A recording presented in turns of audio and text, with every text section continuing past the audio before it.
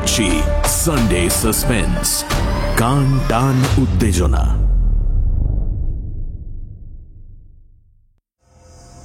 চকিতে পেছনে ফিরলাম। আমাদের ফেলে আসা রাস্তাটা খাঁ খাঁ করছে। অলকা কোথাও নেই।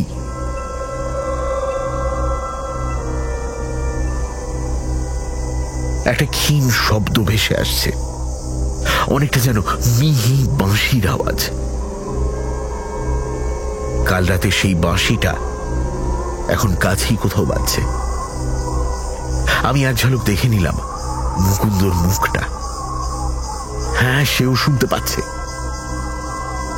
সতর্ক চোখে জঙ্গলের চারপাশটা লক্ষ্য করছে সে। অলকা, অলকা, অলকা, কোথায় তুমি?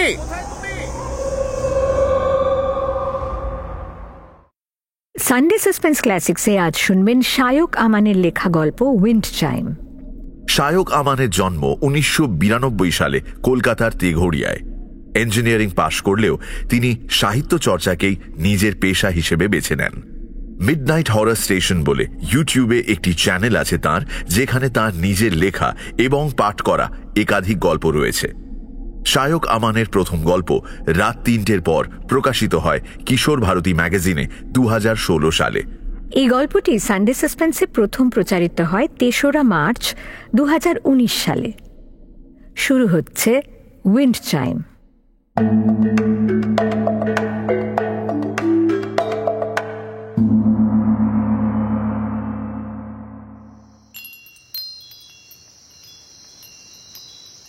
সারাদিন সাইট সিইং এর পর বাড়ি ফিরে ক্লান্তিতে দুজনেরই চোখ আর খোলা থাকতে চাইছিল না। ঘুমিয়ে পড়েছিলাম।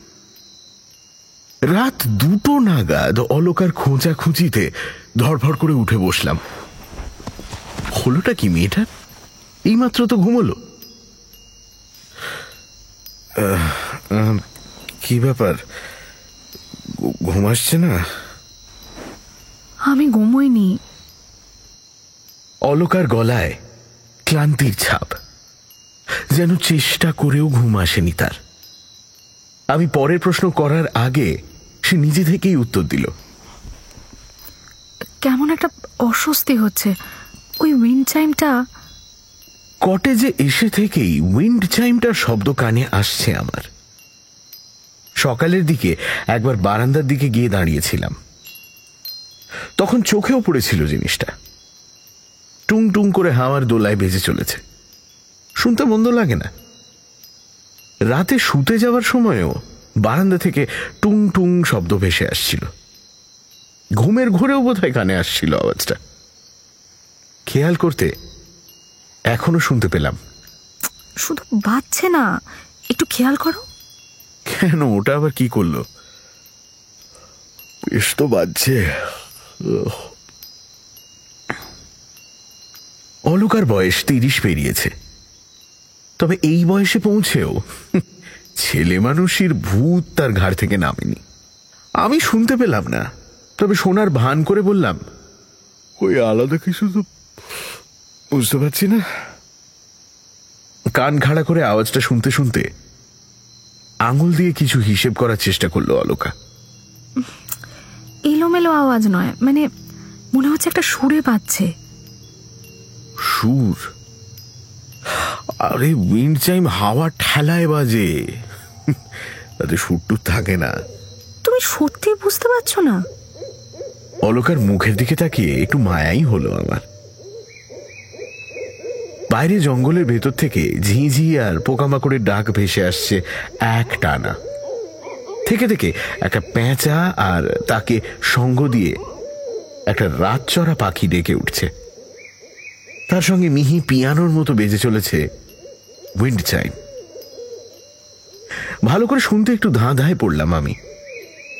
যে আওয়াজটা আসছে সেটাকে সুর বলে ভেবেই নেওয়া যায়, কিন্তু তাতে মনের ভুল হওয়ার একটা বড়সড় সম্ভাবনা থেকে যায়। একবার সুরটা বাজার পর দ্বিতীয়বার সেটা রিপিট হওয়ার এক বিট আগে এসেই হারিয়ে যাচ্ছে ছন্দ। এমনিতেই ঘুমটা জাঁকিয়ে বসেছে, অত মাথা ঘামাতে আর মন চাইল না। অলকার মাথায় একটা হাত রেখে বললাম, তো সুরি যদি বাজে তো বাজুক না, সাইরেন তো নয়। তুমি ঘুমিয়ে পড়ো। কিন্তু সুর কি করে বাজবে? তার মুখ থেকে অসন্তোষ যায় না। আমার কিন্তু ভারী ঘুম পাচ্ছে। হ্যাঁ, এই একবার কি দেখে আসবে প্লিজ? দ্বিধা কাটিয়ে বলল অলকা। প্রতিবাদ করতে যাচ্ছিলাম, কিন্তু বুঝলাম যতক্ষণ না ব্যাপারটা মিটছে ততক্ষণ সে আমাকে ঘুমোতে দেবে না। বিছানা থেকে নামতে নামতে তাও বিরক্তিটা হিসেব করে খরচ করলাম। উফ বাবা, ভীমরতি বটে। বেডরুমটা পেরিয়ে ছোট বসার ঘর, সেটার সঙ্গে লাগোয়া বারান্দা। বারান্দায় একটা ছোট হলদে শেড দেওয়া ল্যাম্প জ্বলে। রাতে নিভিয়ে ঘুমোতে হয়। বসার ঘরের সুইচ বোর্ডটা খুঁজে নিয়ে আলোটা জ্বালালাম। তারপর বেরিয়ে এলাম বারান্দায়। আমাদের কটেজটা দোতলা। কটেজটাকে ঘিরে একটা 10 মিটার লম্বা টেরেস করা আছে। সেটা যেখানে শেষ হচ্ছে সেখান থেকেই শুরু জঙ্গলের সীমানা। ঘন গাছের জঙ্গল। রাত বিরেতে সে জঙ্গলের অন্ধকারের ভেতর চোখ পড়লেই গাটা ছমছম করে ওঠে। এখন অবশ্য গোটা জঙ্গলটাই অন্ধকারের চাদর মুড়ি দিয়েছে। তার ভেতর থেকে জঙ্গুলে হাওয়া ভেসে এসে বসার ঘরের পর্দা উড়িয়ে দিচ্ছে বারবার। আমি বারান্দার ভেতরে মন দিলাম। লোহার কোমর সমান উঁচু রেলিং থেকে ফুট 2 ওপরে দুলছে উইন্ড চাইমটা। একদিকে দেওয়াল থেকে বের হয়ে থাকা একটা কাঠের কঞ্চি থেকে ঝুলিয়ে দেওয়া আছে। একই সুরে বেজে চলেছে। মোট 4টে পাইপ, তার মাঝে একটা বড় গোল রিং। ভালো করে একবার দেখলাম জিনিসটাকে। আমাদের কলকাতার বাড়িতেও একসময় উইন্ড চাইম ছিল একটা, কিন্তু এটা বেশ অন্যরকম দেখতে। পাইপগুলো কয়েকটা জায়গায় তোবড়ানো, সুতোগুলোও পলকা। মাঝের রিংটাও কেমন নোংরা ধরনের। এমন সুন্দর কটেজে কি শেষে কারোর ফেলে দেওয়া জিনিসপত্র ঝুলিয়ে রাখা হয়েছে নাকি? কঞ্চি থেকে খুলে নিলাম চাইমটা। বারান্দার এক কোণে একটা জঞ্জাল ফেলার বাক্স রাখা ছিল। আমরা এসে থেকে ব্যবহার করিনি। তার ভেতরে সেটা ফেলে রেখে ভেতর দিকে পা বাড়ালাম। ফিরে আসতেই যাচ্ছিলাম, এমন সময় জঙ্গলের দিক থেকে একটা শব্দ শুনে ঘুরে তাকালাম। ঠিক কি যে দেখলাম নিজেই বুঝতে পারলাম না। একটা ছায়া কি মনে হলো, আকাশ ছোঁয়া গাছগুলোর ফাঁক থেকে একটা দানবিক ছায়া যেন জঙ্গলের ভেতর দিকে সরে গেল। খেয়াল করলাম আমার অজান্তেই পোকামাকড়ের ডাক যেন থেমে গেছে। তার বদলে হালকা বাঁশির সুর ভেসে আসছে দূর থেকে।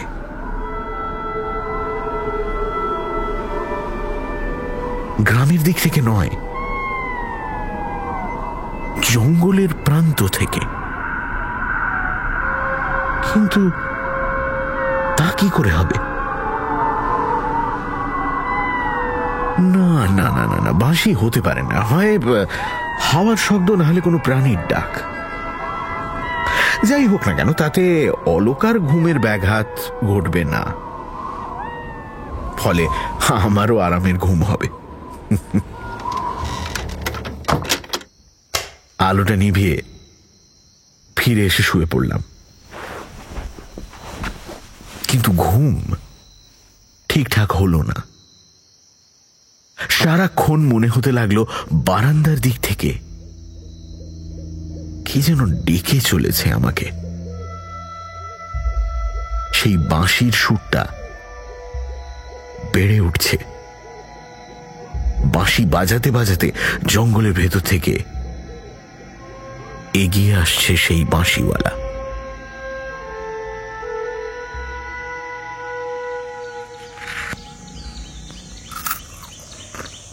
এই জঙ্গলের ধারের কটেজে রাত কাটানো কিন্তু একটা এক্সপিরিয়েন্স। অলকা টোস্টে কামড় বসাতে বসাতে বলল। আমাদের উল্টো দিকেই গীতেশ বাবু বসেছিলেন। ভদ্রলোকের বেশ বড়সড় চেহারা, বাজখাই গলার আওয়াজ। এই কটেজটা নাকি তার নিজেরই তৈরি।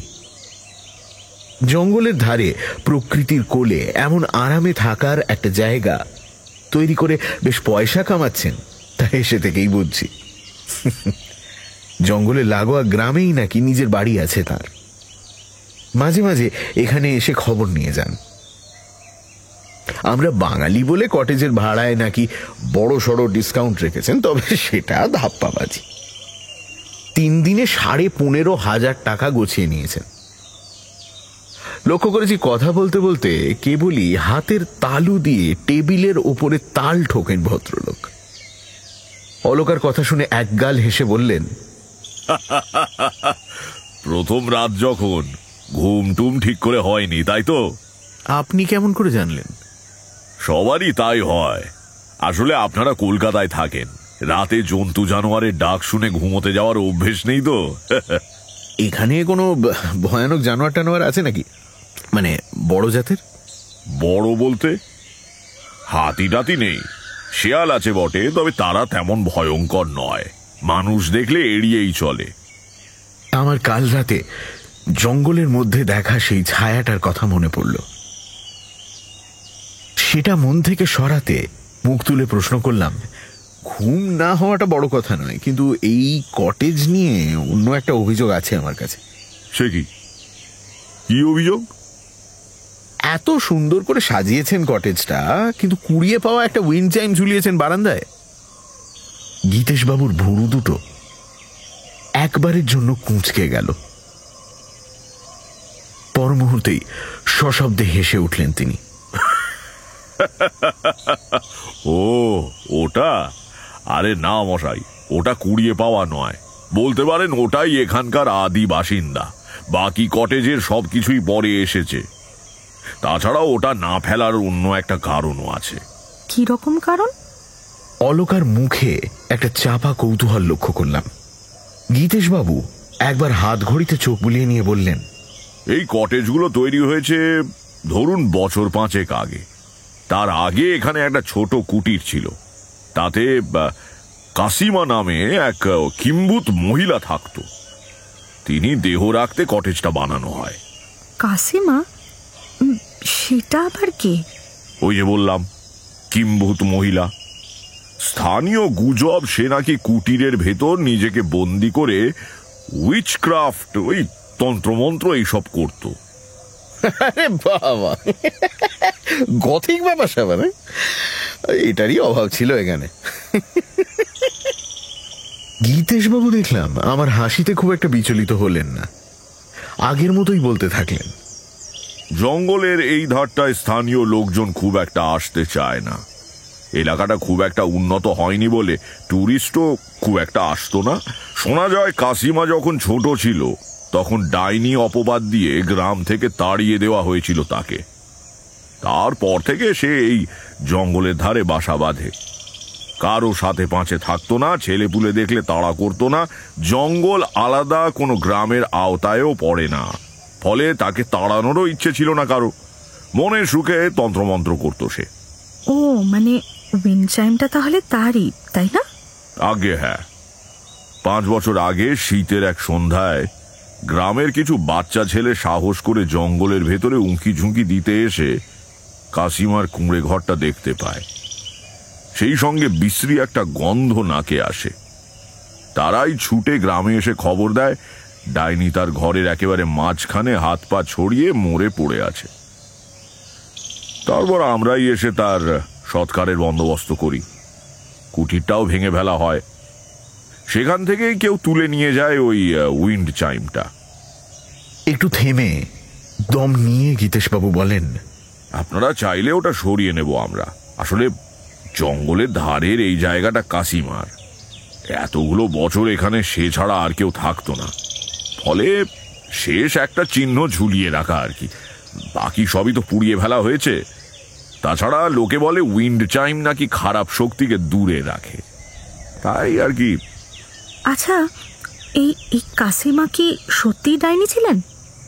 গীতেশবাবু কিছু বলার আগেই আমি বলে উঠলাম, হ্যাঁ একেবারে ঝাঁটায় করে হাওয়া খেতে বেরোতো, আর কেউ দুষ্টুমি করলেই ধুলো ছিটিয়ে তাকে কালো বেড়াল বানিয়ে দিত। তোমারও না চিন্তা ভাবনার বলিহারি। ভালো বাঁশি বাজাতে পারতেন মহিলা। বাঁশি? আমার মুখ থেকে হাসি মিলিয়ে গেল। হ্যাঁ, মাঝে মাঝে গভীর রাতের দিকে গ্রামের কেউ কেউ শুনতে পেত সে বাঁশির আওয়াজ। সে আমিও শুনেছিলাম একবার ভাবলাম কাল রাতের ঘটনাটা খুলে বলি। পরক্ষণেই মনে হলো এমনিতেই এখানে এসে থেকে অলকার মাথার পোকাগুলো নড়ে উঠেছে। এসব গানে গেলে আর রক্ষে থাকবে না। ভাবছি বেলার দিকে একবার জঙ্গলটা দেখে আসবো। হ্যাঁ হ্যাঁ, আসুন না আসুন না। এই জঙ্গলে হারিয়ে যাওয়ার ভয় নেই, চারিদিকেই রাস্তা আছে। উল্টো মুখে সোজা হাঁটতে থাকলেই বেরিয়ে আসবেন। আপনিও চলুন না। অলকা টেবিল ছেড়ে উঠতে উঠতে বলল। গীতেশবাবু ঘাড় নাড়লেন। না, আসলে আমার আবার ওই গ্রামের দিকে কিছু কাজ আছে। বরঞ্চ মুকুন্দকে পাঠিয়ে দিচ্ছি আপনাদের সঙ্গে। শিক্ষিত ছেলে, জঙ্গলটাও ভালো চেনে, আপনাদের ওই সমস্ত দেখিয়ে ফিরিয়ে আনবে। গীতেশবাবু বিদায় নিতে আমরা কটেজের ভেতরে ঢুকে জামা কাপড় পাল্টে নিলাম। সকালে উঠে থেকেই মেজাজটা বেশ ফুরফুরে আছে আমার। এখানে বাতাসে গাড়ির ধোঁয়া নেই, মোবাইল ফোনের নেটওয়ার্ক নেই, আছে শুধু নাম না জানা পাখির ডাক আর আদিম বৃক্ষের পাতা ছুঁয়ে ভেসে আসা এলোমেলো হাওয়ার শব্দ। বাইরেটায় গিয়ে দাঁড়িয়ে জঙ্গলের দিকে একবার তাকালেই চোখ ভরে যায়। আজ থেকে লক্ষ লক্ষ বছর আগে যখন মানুষের খবরদারি শুরু হয়নি, তখন হয়তো গোটা পৃথিবী জুড়ে এমনই বৃক্ষের সার আকাশ ছুঁয়ে দাঁড়িয়ে থাকত শতাব্দীর পর শতাব্দী। পাতার নড়াচড়া ছাড়া আর কোনো প্রাণীর আসা যাওয়া ছিল না তখন, কিংবা হয়তো ছিল, আমরাই জানি না। মুকুন্দ বলে ছেলেটা আমরা কটেজ থেকে বেরোনোর আগেই এসে হাজির হয়েছে। দু একটা কথাবার্তা বলে বুঝলাম গীতেশবাবু তাকে আগে থেকে তালিম দিয়েই পাঠিয়েছেন। তালিমে সবার আগে বুঝিয়েছেন যে আমাদের থেকে কোনোভাবেই যেন বকশিস না চেয়ে বসে। অলকা দেখলাম খুশিই হয়েছে তাকে পেয়ে। কটেজের সামনের দিকে 1/2 কিলোমিটার হাঁটলে গ্রাম, পেছন দিকে কিছুটা গেলেই জঙ্গলের সীমারেখা। আমরা যখন সেটা সামনে গিয়ে দাঁড়ালাম তখন ঘড়ির কাঁটা 12টা ছাড়িয়েছে। গীতেশবাবু আগে থেকেই নির্দেশ দিয়ে রেখেছেন, দিনের আলো থাকতে জঙ্গল যতটা নিরাপদ, রাত নামলে ততটাই ভয়ঙ্কর। এখন শীতকাল নয়, ফলে সাপের উপদ্রবের আশঙ্কা প্রবল। অন্ধকারে সাপের গায়ে পা পড়ে গেলে একটা কাণ্ড ঘটবে। জঙ্গলের ভেতরে ঢুকতে মুকুন্দ আমাদের থেকে হাত 5 এগিয়ে হাঁটতে লাগলো। তার হাতে একটা 2 ফুটের শক্ত লাঠি। পথের উপর এসে পড়া লতানো গাছপালা সরিয়ে দিচ্ছে। হ্যাঁ রে, কাসিমাকে তুই দেখেছিলি? অলকা ডাইনির ব্যাপারটা মাথা থেকে আর সরাতে পারছে না। থেমে পেছন ফিরে একবার আমাদের দিকে তাকায় মুকুন্দ, তারপর আবার হাঁটতে হাঁটতে বলে, বেঁচে থাকতে দেখিনি, মরে গেছিল যখন তখন দেখেছি। মানে ডেড বডিটা দেখেছে? ডেড বডিটা তোরাই দেখেছিলি আগে? মুকুন্দ কি উত্তর দিল বোঝা গেল না। গাছের ওপর লাঠির আছড়ে পড়ার শব্দে হারিয়ে গেল। আচ্ছা, উইন্ড চাইমটা দেখেছিলি তখন? কি? ভুরু কুঁচকে জিজ্ঞেস করলো সে। উইন্ড চাইম, ওই যে বারান্দায় ঝোলানো আছে, যেটা টুংটাং করে আওয়াজ হয় হাওয়া দিলে? হ্যাঁ হ্যাঁ, ওটা ওর ওই ঘরের বাইরে ঝুলছিল। ঘর পুড়িয়ে দেওয়ার আগে মানিক একটা গাছে ঝুলিয়ে দেয় ওটা। মানিক? সেটা আবার কে, তোর বন্ধু? আবার লাঠি পেটার শব্দে কথা হারিয়ে যায়। আমরা আর প্রশ্ন না করে সামনে হাঁটতে থাকি। জঙ্গলটা খুব একটা ঘন নয়, বেশিরভাগই শাল গাছ। তাদের ফাঁকে ফাঁকে বুনো ফার্ন আর শ্যাওলার ঝোপ জমাট বেঁধেছে। সেই ঝোপের ওপর কোথাও গাছের শুকনো পাতা পড়ে আছে। মিহি ধুলোর মতো কিছু একটা উঠছে বাতাসে। আমাদের তিনজনের পায়ের আওয়াজ যেন প্রতিধ্বনিত হচ্ছে গোটা জঙ্গল জুড়ে। বেশ কিছুক্ষণ হলো লক্ষ্য করেছি থেকে থেকে পেছনে ফিরে তাকাচ্ছে অলোকা, যেন দেখার চেষ্টা করছে কাউকে। এবার সামনে ফিরতে গিয়ে আমার চোখে চোখ পড়ে গেল তার। আমি ভুরু তুলে জিজ্ঞেস করলাম, কি হয়েছে বলো তো? বারবার পেছন দিকে কি দেখছো? কি জানি, মানে মনে হচ্ছে কিছু একটা সরে যাচ্ছে বারবার। সরে যাচ্ছে মানে কি সরে যাচ্ছে? একটা ছায়া। ছায়া? কেমন ছায়া? ঠিক মানে বুঝতে পারছি না। সামনে তাকিয়ে দেখলাম জঙ্গলের একটা বিশেষ জায়গায় এসে পড়েছি আমরা। এখানে জঙ্গলের রং কিছুটা খয়েরি, যেন বেছে বেছে এই জায়গার কয়েকটা গাছে মড়ক লেগেছে। কোনো কারণে পাতা শুকিয়ে গেছে তাদের। গাছের ফাঁকে একটা বেশ বড় জায়গার মাটি ধসে গিয়ে খাদের মতো হয়ে আছে, তবে ফুট 10 বেশি গভীর নয়। এখানে আগুন লেগেছিল নাকি রে? আমি মুকুন্দর মাথার পেছন দিকে চেয়ে জিজ্ঞেস করলাম। মুকুন্দ কাঁধ ঝাঁকালো। বুঝলাম আগুন লেগেছিল কি না সে তথ্য তার কাছে নেই। এগোতে যাচ্ছিলাম, কিন্তু আমার পা আটকে গেল। পাশ ফিরতেই খেয়াল করলাম অলোকা আমার পাশে নেই। এতক্ষণ সামনের জায়গাটা দেখতে গিয়ে তার কথা মনেই ছিল না। চকিতে পেছনে ফিরলাম। আমাদের ফেলে আসা রাস্তাটা খাঁ খাঁ করছে। অলোকা কোথাও নেই।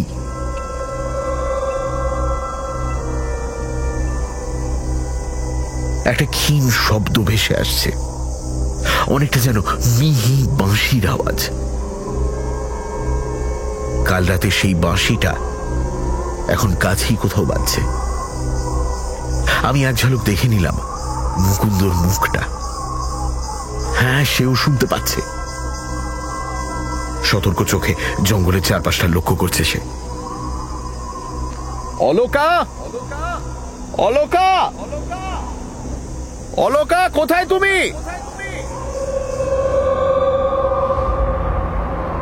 কোনো উত্তর এলো না। জঙ্গলের অন্য শব্দ যেন ম্যাজিকের মতো থেমে গেছে। শুধু অচেনা একটা হাওয়া ভেসে আসছে গাছের ফাঁক থেকে। অলোকার নাম ধরে ডাকতে ডাকতে আমি পেছন দিকে দৌড়তে লাগলাম। চোখ রাখলাম দুপাশে যত দূর দেখা যায়। ভেসে আসা হাওয়াটা বাঁশির সুরের সঙ্গে কম্পিত হচ্ছে। অলোকা, অলোকা, অলোকা, কোথায় তুমি? আমার মাথার শিরাগুলো দপদপ করে উঠল। মনে হলো জঙ্গলের মাটিতে পড়ে থাকা গুল্মলতা আমার পা চেপে ধরতে চাইছে। এলো পাথাড়ি ছুটতে যাচ্ছিলাম বাঁশির আওয়াজ লক্ষ্য করে, কিন্তু তার আগেই পিঠে একটা হাতের স্পর্শ পেয়ে পেছনে ফিরে দেখলাম মুকুন্দ এসে দাঁড়িয়েছে আমার পেছনে। চাপা কিন্তু দৃঢ় স্বরে বলল, ওদিকে পাবেন না, আমার সঙ্গে আসুন। আসুন। তোমার সঙ্গে মানে? কোথায়? আসুন না। আমার কথার সে উত্তর দিল না। হাতের উপর চাপটা একটু বাড়িয়ে জঙ্গলের গাছের ফাঁক দিয়ে একটি বিশেষ দিকে আমায় টেনে নিয়ে চলল। খানিক হেঁটে, খানিক দৌড়ে অলোকার নেভি ব্লু রঙের শার্টটা চোখে পড়ল আমার। ছু ছুটে গেলাম সেটা লক্ষ্য করে। সামনে পৌঁছে কিন্তু থমকে দাঁড়িয়ে পড়লাম। জঙ্গলের ফাঁকা একটা জায়গার দিকে এক মনে তাকিয়ে কি যেন দেখছে সে। হাত পা চোখের মনি আশ্চর্য রকম স্থির, ঠিক যেন একটা জীবন্ত পুতুলে পরিণত হয়েছে সে। এই অলকা, তার কাঁধের কাছে ঠেলা দিলাম আমি। আরে এই অলকা, তুমি এখানে কি করে এলে? পরপর দুবার ধাক্কা দিতে তার দেহে প্রাণের সঞ্চার হলো। সে থতমত খেয়ে আমার দিকে ফিরে বলল, এখানে? হ্যাঁ, এখানে তুমি এলেটা কি করে? আমার সঙ্গেই তো হাঁটছিলে। তুমি তো ডাকলে। আমি আমি এগিয়ে গিয়েছিলাম, তুমি বলে কি একটা দেখাবে। একটা হাত দিয়ে তার মুখের ওপর এসে পড়া চুলগুলো আমি সরিয়ে দিলাম। সে অবাক চোখে আমার মুখের দিকে তাকিয়ে থাকতে থাকতে বলল, তারপর কোথায় গেলে বলো তো? তার কি সব বলছো তুমি? আমি তো মুকুন্দর সঙ্গে এগোচ্ছিলাম, ওই তো আমাকে পথ দেখিয়ে নিয়ে যাচ্ছিল। কি রে মুকুন্দর দিকে চেয়ে শেষ কথাটা বলতে যাচ্ছিলাম, আমি থেমে গেলাম। আমার হাতটা একটু আগেই ছেড়ে দিয়েছে মুকুন্দ। এখন আমার পাশে সে আর নেই। ঝোপের উপরে পায়ের চিহ্ন পর্যন্ত নেই, যেন আমি একাই এসেছি এখানে। গেল কোথায় ছেলেটা? এখানেই তো ছিল। অলকা যেদিকে তাকিয়েছিল সেখানে লক্ষ্য করলাম আমি। জঙ্গলের গাছগুলো যেন একসাথে হুমড়ি খেয়ে পড়েছে সেখানে। ভেতরটা ঘন অন্ধকার। এই জঙ্গলটা এমনিতে পাতলা, বেশিরভাগ জায়গাতেই সূর্যের রোদ আলো ছায়া বিছিয়ে রেখেছে, কিন্তু আমাদের থেকে 20 হাত দূরে ওই বিশেষ জায়গাটা যেন এক বুক রহস্য আড়াল করে দাঁড়িয়ে আছে।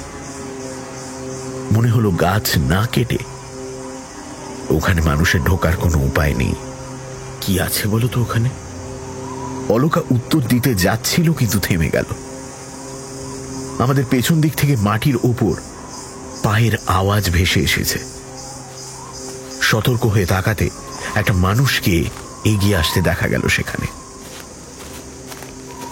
মুকুন্দ আমাদের দেখে অবাক হয়ে সে বলল, আরে আপনারা এখানে? আর আমি খুঁজে মরছি। অলকাকে ছেড়ে তার দিকে এগিয়ে গিয়ে বললাম, এই আর কি হচ্ছে? হ্যাঁ, আমাকে তো তুমি এখানে নিয়ে এলে। আমি?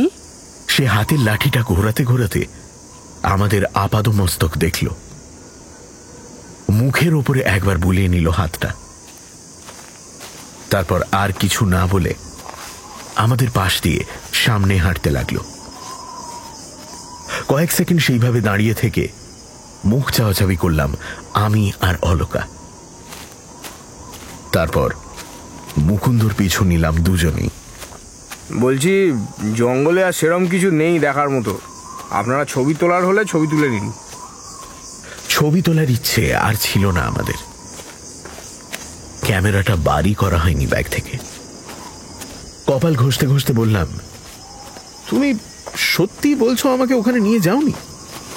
না, আমি চিৎকার করছিলাম, আপনারা সাড়া দিচ্ছিলেন না। অলকা হাঁটার গতি বাড়িয়ে তার সামনে গিয়ে দাঁড়িয়ে বলল, সাড়া যদি নাই দিয়ে থাকি তাহলে তুই বুঝলি কি করে আমরা ওখানে আছি? এইবার একটু অস্বস্তিতে পড়ল মুকুন্দ। মুখ দেখে মনে হলো কিছু একটা কথা লুকোতে গিয়ে সে যেন ধরা পড়ে গেছে। ঢোক গিলে বলল, আমি জানতাম আপনারা ওখানেই থাকবেন। কি করে? আমরা দুজনে প্রায় একসঙ্গে জিজ্ঞেস করলাম। চারপাশটা একবার ভালো করে দেখে নেয় মুকুন্দ। তার মুখে ছায়া ঘনিয়ে আসে। আগে আমরা এই জঙ্গলের ভেতরে খেলতে আসতাম, তো একবার খুব ঝড় বৃষ্টি হচ্ছিল। আমরা সবাই জঙ্গল থেকে বেরিয়ে এসে দেখি মানিক ও আমাদের সঙ্গে বেরোয়নি। অনেক খোঁজাখুঁজি করে আবিষ্কার করি ও ওই ওই জায়গাটায় দাঁড়িয়ে আছে। সেবার আমরা অত কিছু ভাবিনি, কিন্তু ঘটনাটা আরো 3 বার ঘটেছিল। প্রতিবারই কেউ না কেউ হারিয়ে যায়, তারপর ওই রকম ওই জ্ঞান বুদ্ধি হারিয়ে ওই ফাঁকা জায়গাটায় গিয়ে দাঁড়িয়ে থাকে। তারপর থেকে আর ভয় আসি না। যতবারই ঝড় ওঠে ওই ওই ওই বাঁশিটা বাজতে থাকে স্যার। থেমে থেমে পরের কথাগুলো উচ্চারণ করে সে। বাঁশিটা ভালো নয় স্যার, ভালো নয়। কাসিমার ডাইনি ছিল স্যার, তার অভিশাপ এখন ওই জায়গাটা ছেড়ে যায়নি স্যার। ভালো নয় স্যার। অভিশাপ মানে? কিসের অভিশাপ? বুঝলাম, ইচ্ছে করেই উত্তর এড়িয়ে গেল মুকুন্দ। আমি একটা দীর্ঘশ্বাস ফেলে বললাম, হ্যাঁ, আজ আর জঙ্গলে ঘুরে কাজ নেই, তুই বরং আমাদের বেরোনোর ব্যবস্থা কর। কিছুটা এদিক ওদিক ঘুরে জঙ্গলের সীমানা পেরিয়ে বেরোলাম যখন, তখন দুপুর অনেকটা গড়িয়ে গেছে। বেরোনোর আগে পেছন ফিরে জঙ্গলটার দিকে আর একবার তাকালাম। কেমন একটা বিষণ্ণ ভাব সর্বক্ষণ ঘিরে রয়েছে গাছগুলোকে, যেন এক সময় অনেক মানুষ বাস করত এই জঙ্গলের ভেতর। তারপর কিছু একটা ঘটায় রাতারাতি পরিত্যক্ত হয়েছে জঙ্গলটা। গোটা জঙ্গলটা ঠিক একটা হানাবাড়ির মতো দাঁড়িয়ে আছে। বাইরে বেরিয়ে মুকুন্দ গ্রামের দিকে চলে গেল। আমরা কটেজের দিকে এগোলাম। লক্ষ্য করলাম অলোকা একটু যেন আমার দিকে বেশি ঘেঁষে হাঁটছে। চোখ মুখ ক্লান্ত দেখাচ্ছে তার। আমার নিজেরও শরীর ভালো লাগছিল না। অলোকা বলল, বাঁশিটা কে বাজাচ্ছিল বলতো? জঙ্গলে অন্য কেউ তো ছিল না। থাকতে পারে, আমরা জানবো কি করে। তবে তবে কি? কাল রাতেও বাঁশিটা বাজতে শুনেছিলাম আমি। কাল রাতে? কখন? উইন্ড চাইমটা নামিয়ে রাখতে গেছিলাম যখন, মনে হলো যেন একটা ছায়া যেন সরে যাচ্ছে জঙ্গলের ভেতরে। আর ওই বাঁশিটা গার্ডেন গেটটার সামনে এসে পড়েছিলাম আমরা। অলোকা পেছন ফিরে একবার দেখে নিয়ে বলল, জায়গাটা আমার একদম ভালো লাগছে না। আচ্ছা, ডাইনিদের না বিশেষ কিছু ক্ষমতা থাকে বলে শুনেছি। যদি সত্যি কোনো অভিশাপ থাকে জায়গাটাকে ঘিরে? ধর, আমার এখনো বিশ্বাস হচ্ছে না। আর অভিশাপ যদি থাকেই, সেটা তো একটা কারণ থাকবে। কাসিমাকে তো আর গ্রামবাসীরা মারেনি, তো খামোখা সে অভিশাপ দিতে যাবে কেন? তুমি কি করে জানলে মারেনি? গীতেশবাবু বললেন তার ডেড বডি পড়ে থাকতে দেখেছিল ছেলেরা।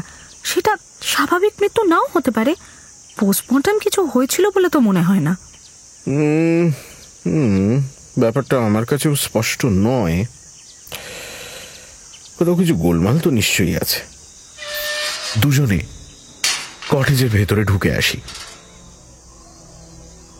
জানি না কেন কয়েক মুহূর্তের জন্য মনে হলো কোথা থেকে একটা গন্ধ আসছে, ঠিক যেন কটেজের কোনো ঘরে কেরোসিন ছড়িয়েছে কেউ। ক্রমশ তীব্র হয়ে উঠছে গন্ধটা। কি হলো, দাঁড়িয়ে গেলে যে? অলকার কথায় চমকে ফিরে তাকিয়ে দেখলাম সে অবাক হয়ে আমার মুখের দিকে চেয়ে আছে। হাওয়ায় আর একবার শুঁকলাম গন্ধটা। না, আর আসছে না। কিন্তু গন্ধ তো এত তাড়াতাড়ি মিলিয়ে যাবে না। তাহলে মনের ভুলই হবে। কটেজের ভেতরে একটা ছোট রান্নাঘর আছে, সেখানেই আজকের মতো রান্নার ব্যবস্থা করে নিলাম আমরা। দুজনে মিলে রান্নাবান্না শেষ করতে করতে কিছুটা দেরি হলো। কিছুতেই মন বসছে না। থেকে থেকে দুপুরের ঘটনাটার কথা মনে পড়ে যাচ্ছে। সবকিছু কেমন গোলমাল হয়ে গেছিল, বিশেষ করে অলকার হারিয়ে যাওয়াটা। সন্ধে পেরোতেই খাওয়া দাওয়া সেরে বিছানা নিলাম দুজনে। আজ আর উইন্ড চাইমের শব্দ আসছে না। বাইরে জঙ্গলে কাল রাতের পেঁচাটা ডাকছে বটে, কিন্তু রাত চড়া পাখিটা আজ আর নেই। বারান্দার আলোটা জেলেই শুয়েছি, সেটা এখন বসার ঘর পেরিয়ে আমাদের উল্টো দিকের দেওয়ালে এসে পড়েছে। বারান্দার গাছের এগিয়ে আসা ডালপালা আঙুলের মতো ছায়া তৈরি করেছে। ছায়াগুলো দুলছে। ধরো যদি সত্যিই কোনো অভিশাপ থাকে, সেটা আমাদের উপরে লাগবে কি? অলকা উল্টো হয়ে শুয়ে জিজ্ঞেস করল, এই তুমি ওসব এখন সরাও তো মাথা থেকে। কাল সকাল হলেই এখান থেকে চলে যাব। রাতটা একবার কাটাতে পারলে অভিশাপ নিয়ে আর না ভাবলেও চলবে।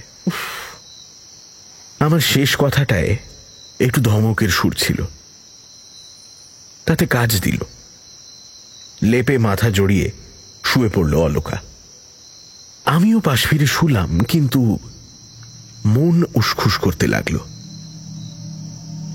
কিছুতেই শান্ত হচ্ছে না মনটা।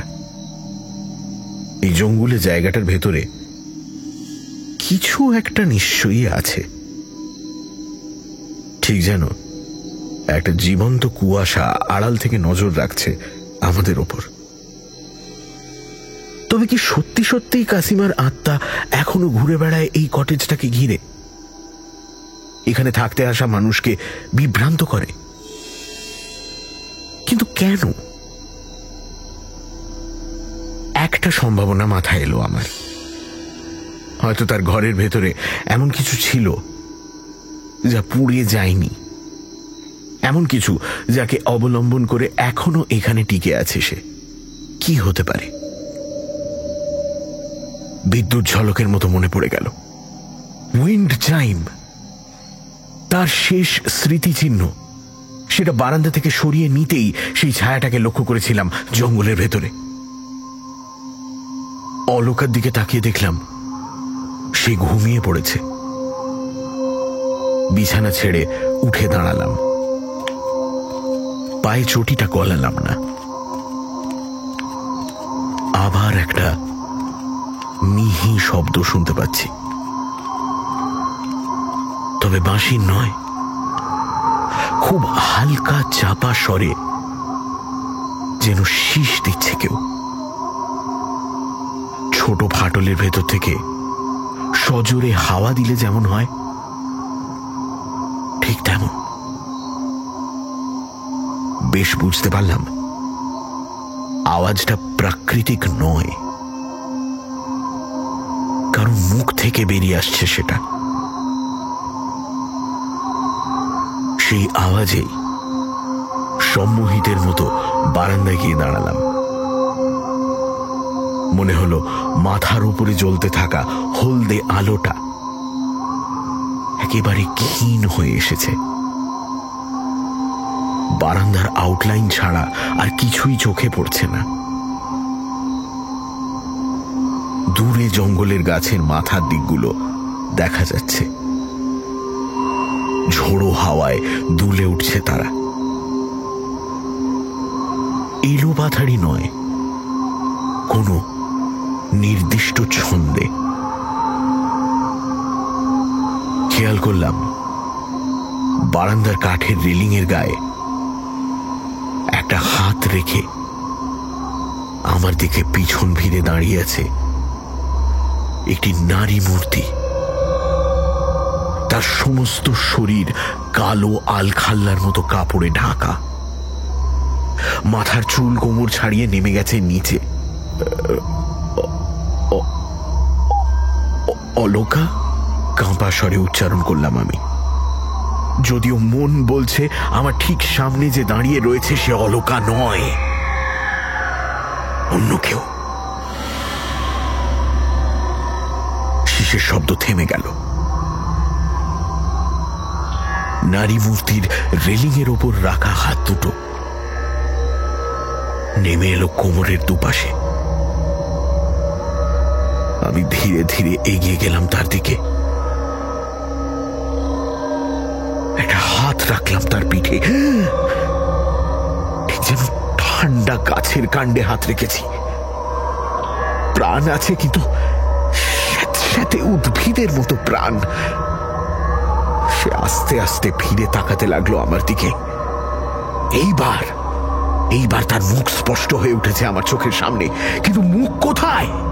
আমি অবাক হয়ে দেখলাম নারী মূর্তির মুখমণ্ডল যেন ছুরি দিয়ে ধার থেকে কেটে সরিয়ে নিয়েছে কেউ। গোটা মুখ জুড়ে একটা গাছের অন্ধকার কোটর।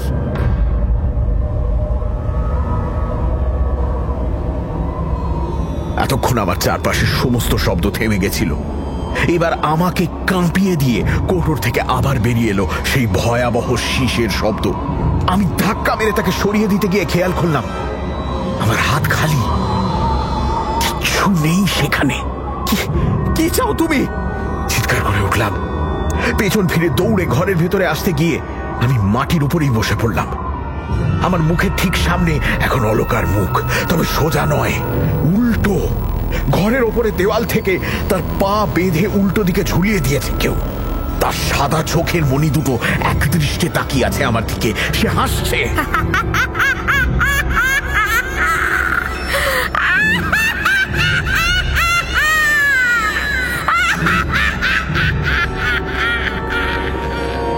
দু হাতে চোখ ঢেকে ফেললাম। পরক্ষণেই চোখ খুলতে হাসির আওয়াজ মিলিয়ে গেল। দেখলাম অলকা দাঁড়িয়ে আছে দরজার দিকে। আমার দিকে প্রায় দৌড়ে এগিয়ে এসে সে বলল, কি তুমি এখানে বসে আছো কেন? সে একটা হাত ধরে দাঁড় করিয়ে দিল আমাকে। আমি জামার হাতায় মুখটা মুছে পেছন দিকটা দেখে নিলাম। বারান্দাটা এখনো আগের মতোই পড়ে আছে, একটুও হাওয়া দিচ্ছে না বাইরে। একটা কথা মনে আছে তোমার অলকা? কি কথা? কাল আমরা জঙ্গলে যখন ঢুকেছিলাম তখন একটা জোরে হাওয়া দিচ্ছিল। ভাবতে মিনিট দুয়েক সময় নেয় অলকা। বলে, না তো, বরঞ্চ বেশ গুমোট হয়েছিল। অথচ মুকুন্দ বলল একমাত্র ঝড় উঠলেই জঙ্গলের মধ্যে গন্ডগোলটা ঘটে। আমারও সেটা মনে হচ্ছিল, কিন্তু আমরা একটা বড় ভুল করে ফেলেছি। উইন্ড চাইমটা সরিয়ে নেওয়া উচিত হয়নি আমাদের। কিন্তু কেন? আমি দ্রুত বারান্দার দিকে আসি। ওটা কোনো সাধারণ উইন্ড চাইম নয়। এই জঙ্গলের ভেতরে এমন একটা কিছু আছে যে বাঁশির মতো শব্দ করে বাতাসে কোনো হ্যালিউসিনোজেন ছড়াতে পারে। সেই বাঁশির শব্দ যে শুনতে পাবে সে ভয়ঙ্কর কিছু একটা দেখতে পাবে। তাকে নিস্তেজ করে রাখার একটাই উপায় আছে, ওই উইন্ড চাইমের সুরটা। ওটা শুনিয়েই তাকে এত বছর ঘুম পাড়িয়ে রেখেছিল কাসিমা। কাল আমি ওটা খুলে নেওয়ার পর থেকে সে আবার জেগে উঠেছে। অলকাকে বিভ্রান্ত দেখানো। আমার কথাগুলো মাথায় ঢোকেনি তার।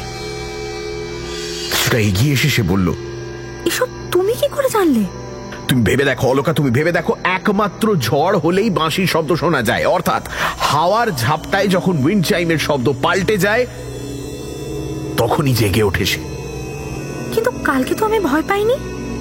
আমি জঞ্জালের বাক্সের ভেতর পড়ে থাকা উইন্ড চাইমটা হাতে তুলে নিলাম। সেটা দেওয়াল থেকে বেরিয়ে থাকা কঞ্চিতে ঝোলাতে ঝোলাতে বললাম, কাল আমাদের ভয় দেখানো উদ্দেশ্য ছিল না তার। সে মানুষকে জানতে চায়, মানুষ কিসে ভয় পায় সেটা বুঝতে চায়। কাল তুমি হতবাক হয়ে জঙ্গলের ভেতর অন্ধকার একটা জায়গায় তাকিয়েছিলে, মনে আছে? আমার মনে হয় সেই অন্ধকারের ভেতরেই সে থাকে। টুংটুং শব্দে আবার বাজতে শুরু করেছে উইন্ড চাইম। হাওয়ার দোলা নয়, বিশেষ একটি সুর তুলে বেজে চলেছে সে। মৃদু ধাতব আওয়াজটা যেন ভেসে এসে প্রবেশ করছে আমাদের শরীরের ভেতরে। কাসিমা ডাইনি ছিল কিনা আমি জানি না, কিন্তু কোনোভাবে জঙ্গলের প্রাণীটিকে ঘুম পাড়িয়ে রাখার শব্দটা সে নিজেই তৈরি করেছিল। তা না করলে এই জায়গাটায় সে টিকে থাকতে পারত না। কিন্তু সে এলো কোথা থেকে? আমি এক হাতে মাথার ঘাম মুছতে মুছতে বললাম, বলা যায় না, হয়তো পৃথিবীতেই ছিল। এখনো আদিম বন বনানী কিংবা সমুদ্রের গভীরে তো এমন অনেক প্রাণী আছে যাদের হদিশ মানুষ এখনো পায়নি। এও হয়তো তেমনই কিছু একটা। ক্রমশ পিয়ানোর মতো সুরে ঢাকা পড়ে যাচ্ছে সম্মোহনী বাঁশির সুর। মনে হলো আবার সবকিছু স্বাভাবিক হয়ে আসছে আমাদের চারপাশে। বুঝতে পারলাম অলকার একটা হাত আমার জামার হাত খামচে ধরেছে। এক দৃষ্টি জঙ্গলের দিকে তাকিয়ে থাকতে থাকতে সে প্রশ্ন করল, আচ্ছা, এই প্রাণীটা জঙ্গল থেকে বেরিয়ে আসতে পারে না? পারে হয়তো, তবে এখনো আসেনি যখন, তার মানে আপাতত তার আসার সম্ভাবনা নেই। ঘুরে দাঁড়িয়ে অলকার মাথায় একটা হাত রাখলাম আমি। অত চিন্তার কিছু নেই, চলো ঘুমিয়ে পড়ি, এবার আর গন্ডগোল হবে না। সকালে ব্যাগপত্র নিয়ে বাগানের গেট খুলে বাইরে বেরিয়ে এলাম। গীতেশবাবু একটু আগেই এসে পৌঁছেছেন। আমাদের গাড়িতে করে স্টেশন অবধি পৌঁছে দিয়ে আসবেন তিনি। সকালের দিকে মুকুন্দও এসে ঘুরে গেছে একবার। কালকের কথা যে আমি গীতেশবাবুকে বলিনি সেটার জন্য বাড়তি ধন্যবাদ দিয়ে গেল আমাকে। চারপাশটা এখন রোদে ঝলমল করছে। জঙ্গলের সবুজ গাছের উপর সেই রোদ এসে পড়ে ঠিক রূপকথার জঙ্গলের মতো দেখাচ্ছে, যেন এই মাত্র ভেতর থেকে একটা সোনালী হরিণ বেরিয়ে আসবে।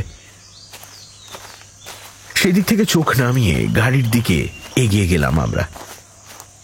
গীতেশবাবু পেছনে দাঁড়িয়ে পড়েছেন। পেছনে ফিরে বললাম, কি হলো, দাঁড়িয়ে পড়লেন যে? গীতেশবাবু উত্তর দিলেন না। পাথরের মতো শক্ত হয়ে গেছেন তিনি। নিচের দিকে মুখ নামিয়ে মাটিতে কি যেন দেখছেন, অথচ কই মাটিতে তো কিছু পড়েনি। আরে কি হলো গীতেশবাবু? ও গীতেশবাবু! আমি তার দিকে এগিয়ে যাচ্ছিলাম, তার আগেই তিনি মাথা তুললেন। সেই মুখের দিকে তাকিয়ে আমার বুকের ভেতরটা এক পলকের জন্য ছ্যাঁত করে উঠল। গীতেশবাবুর ঠোঁট দুটো মুখের দুদিকে অস্বাভাবিকভাবে প্রসারিত হয়ে যাচ্ছে। ক্রমশ সে মুখে ফুটে উঠছে এক অমানুষিক নারকীয় হাসি, যেন কিছু একটা কারণে আমাকে ব্যঙ্গ করতে চাইছেন তিনি।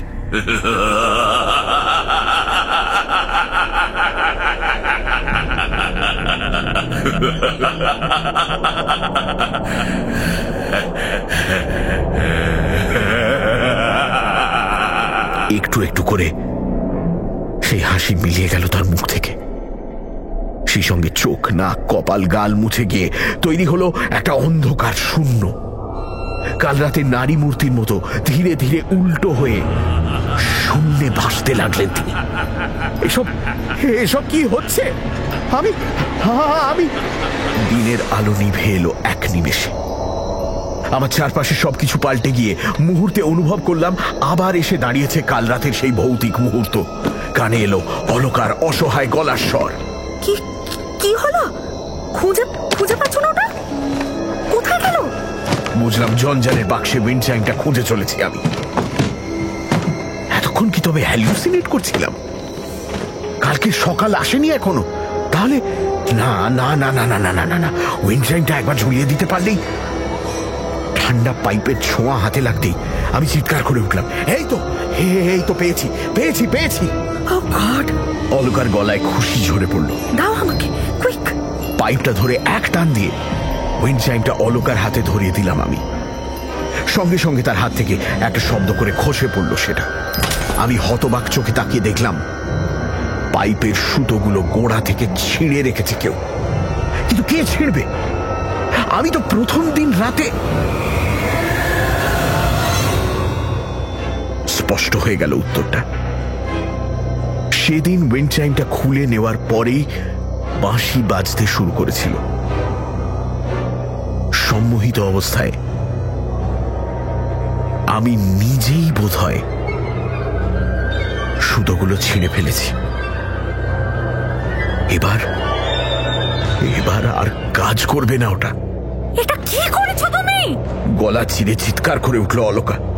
আমি? কে আমাকে বলেছিল উইন্ড চাইমটা? একটা আতঙ্কিত চিৎকার করে গলা টিপে ধরতে যাচ্ছিল অলকা, কিন্তু তার চিৎকার ছাপিয়ে আর একটা শব্দ এসে পড়লো আমাদের কানে। না, আর জঙ্গলের ভেতর দিক থেকে নয়, ভেতরের ঘর থেকে তীব্র বাঁশির মতো শব্দ ভেসে আসছে আমাদের শোবার ঘর থেকে। সেখান থেকে বারান্দার দিকে এগিয়ে আসছে কেউ।